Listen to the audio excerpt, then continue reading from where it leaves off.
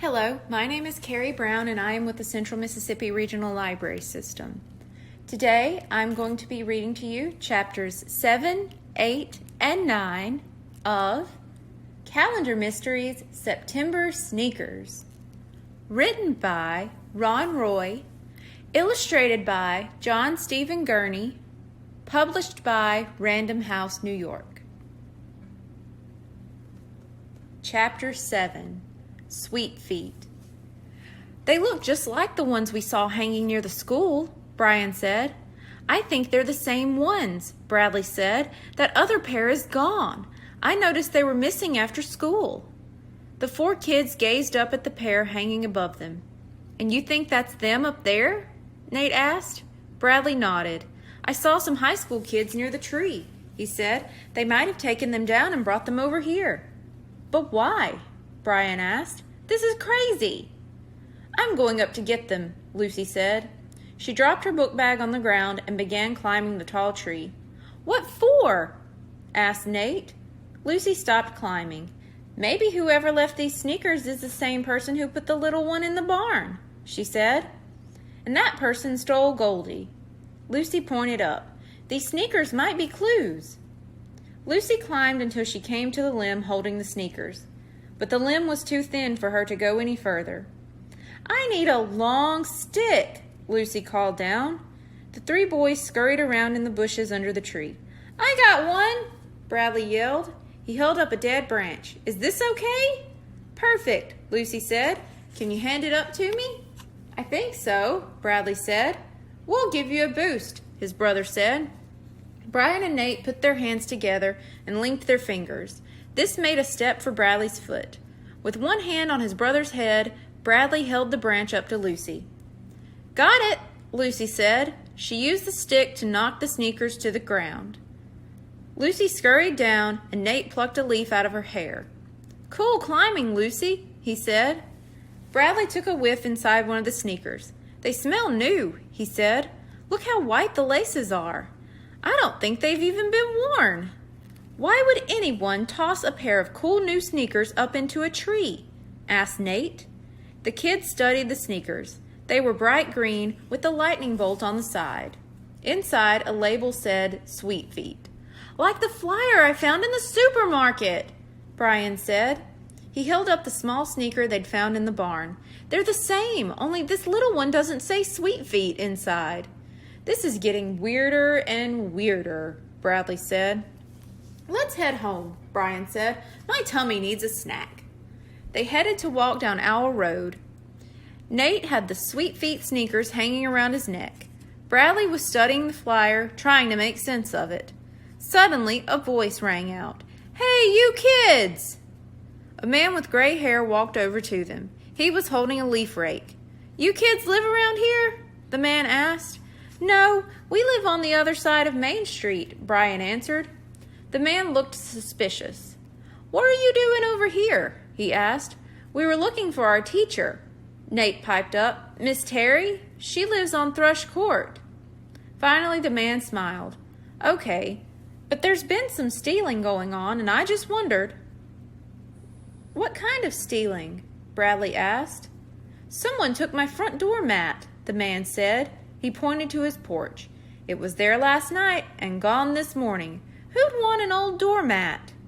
Sir, did you find a little green sneaker like this? Brian asked. He held up the one clipped to his book bag. I'll be dang, the man said. I found one like that on the porch. Gave it to my grandson. It's been happening all over town, Bradley said. He told the man about the kids in school who'd lost stuff. They took our hamster. My pal Hector lost his garden hose, the man said. He lives on Pheasant Lane. I'll ask him if he got one of those sneaker things. The man shook his head and went back to his raking. The kids waved, then kept walking down Owl Road. Something very weird is going on in this town, Bradley muttered, and I intend to find out what. 5 minutes later, the kids piled into the kitchen at Bradley and Brian's house. They found a note and a plate of cookies on the table. The note said, out shopping. We'll be back soon. Play with pal. Mom. Cool, Brian said, grabbing the plate. Hey, pal, come and get a cookie. Pal came loping into the kitchen with his leash in his mouth. The kids took him out into the yard. Bradley and Brian's older brother Josh was sitting at the picnic table. Josh was a freshman in high school this year. He was drawing in a notebook. He slammed it shut when he saw the kids coming. "Hey," Josh said. "What's going on?" He grabbed a cookie. "Josh, Goldie got stolen last night," Brian said. "No way," Josh said. "Cute little Goldie? Are you sure she just didn't run away?" "Not unless she took her aquarium with her," Bradley said. The kids all explained about the green sneaker mystery. Brian showed Josh the little sneaker, and Nate showed him the big ones. "Where'd you get these?" Josh asked. He took the sneakers from Nate. "They were hanging in a tree over on Bridge Lane," Bradley said. "Lucy climbed up and got them." "Could they be a clue?" Lucy asked. "The little ones just look like these bigger ones." "I don't know about a clue," Josh said, "but I saw one of the seniors wearing a pair exactly like these in school today." Chapter 8. More Sneakers. "You did?" Bradley cried. "Who?" Josh handed the sneakers to Bradley. "A kid named Will. He plays basketball and he's in the Junior Inventors Club. I joined." Bradley's mind was going 100 miles an hour. Did this Will kid steal Goldie? Was he leaving little sneakers all over town? "What's the Junior Inventors Club?" Nate asked. "Just a bunch of kids who like inventing things," Josh said. He waved his notebook and grinned. "Someday this invention's going to change the world." Josh headed for the barn. Nate and Brian and Lucy sat at the picnic table with the cookies between them. Bradley stood next to the table with the green sneakers in his hand. Bradley felt a tug. Pal yanked the sneakers out of his hand and dropped them on the ground. His big wet nose traveled all over the sneakers, inside and out.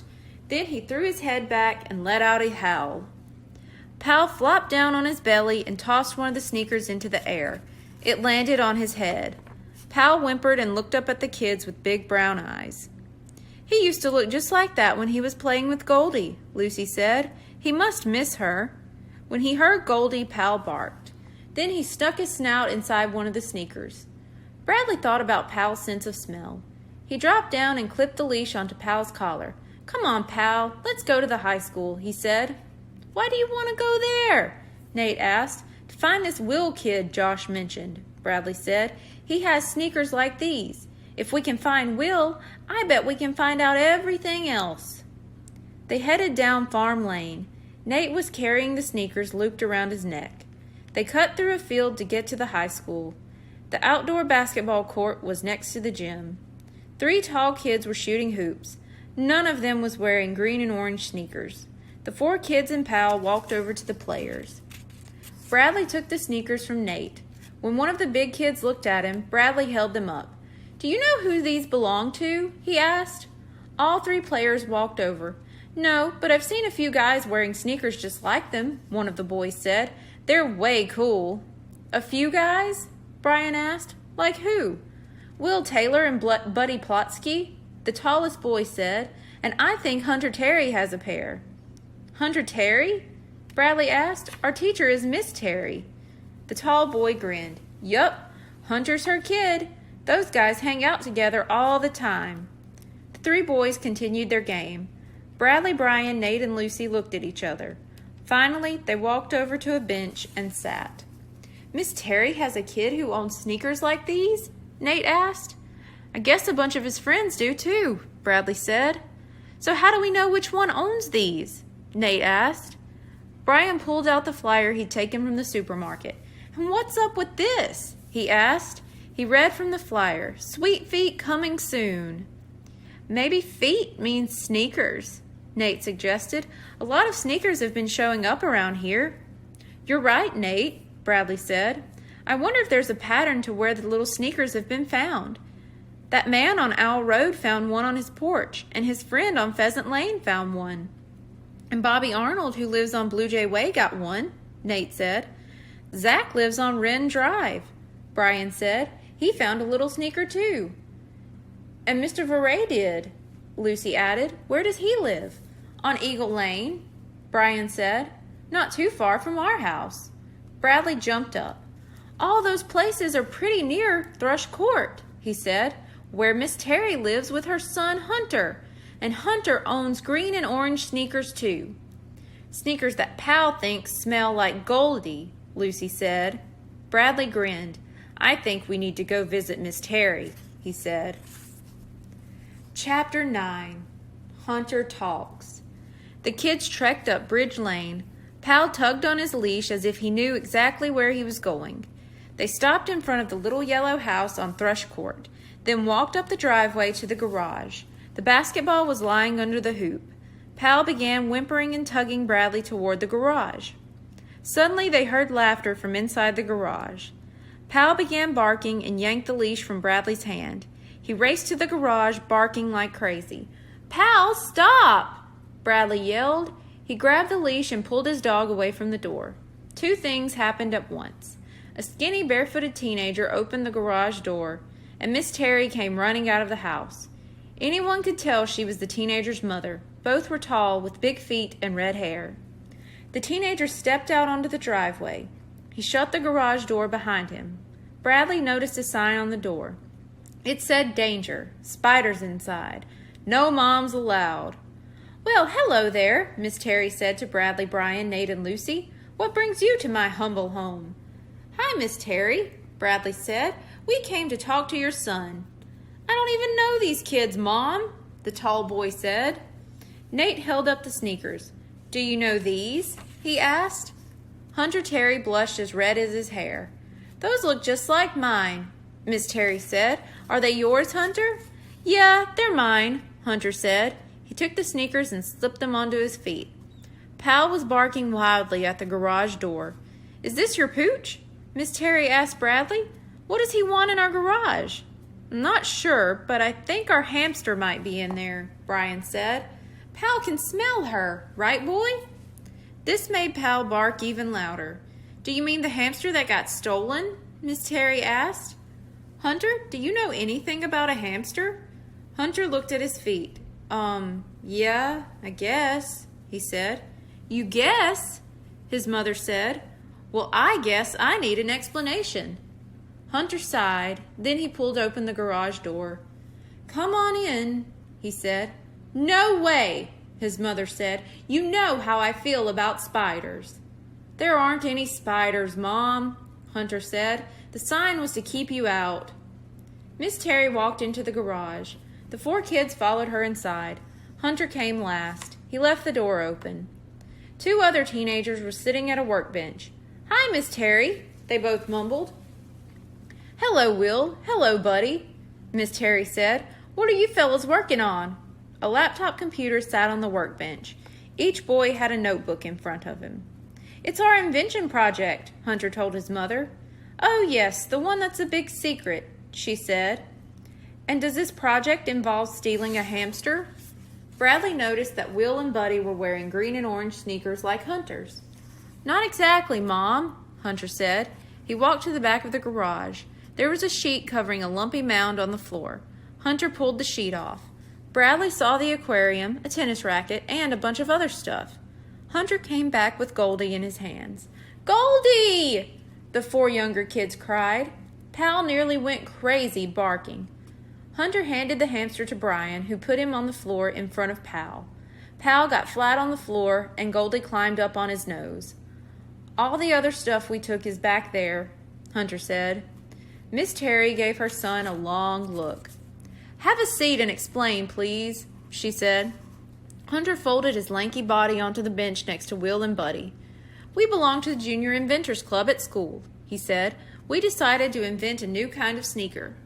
Will and Buddy held up their feet to show off theirs. Hunter pointed to his mother's sneakers. "I got the green and orange idea from yours, Mom," he said. "Our plan was to invent sneakers that didn't smell, even after you wore them a lot. We call them Sweet Feet. Will is real good in science, and he came up with this formula for the soles.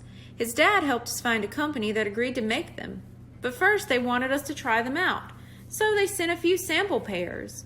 Hunter pointed down at his feet.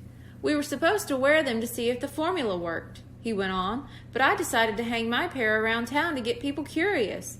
I hung them in trees where people would see them and want to buy them." "What about the little ones?" Brian asked. "The company sent us a bunch," he said.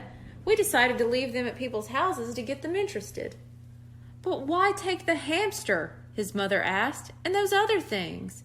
That was Buddy's big idea, Hunter said, but we were going to give it all back, honest. Buddy figured people would notice the miniature sneakers even more if we took something and left a little sample sneaker in the same spot. It worked, Bradley said. We noticed. No one said anything for a minute. Bradley snuck a look at Miss Terry. She was staring at Hunter. The kids watched Goldie walk along Pal's back. Pal was the only one in the garage with a happy look on his face. Okay, Hunter. While I'm trying to figure out your punishment, you can apologize to these kids, Miss Terry said. Then you three can return everything you took and apologize to those other people, okay? I'm real sorry, Hunter told Bradley, Brian, Nate, and Lucy. We were just trying to promote our sneakers. We didn't mean to upset anybody. Yeah, I'm sorry too, Buddy said. I guess it was a stupid idea to take things. Me too, Will said. I'll get the company to send you kids some Sweet Feet sneakers, okay? Awesome, Nate yelled. Pal should get sneakers too, Bradley said, patting his dog's head. Without his nose, we wouldn't have been able to find Goldie. Hunter opened a notebook and started writing. Okay, 4 pairs of sneakers for 4 second graders. Then he wrote something else. And 2 more pairs for a dog named Pal. Pal barked. The end. Thank you. Goodbye.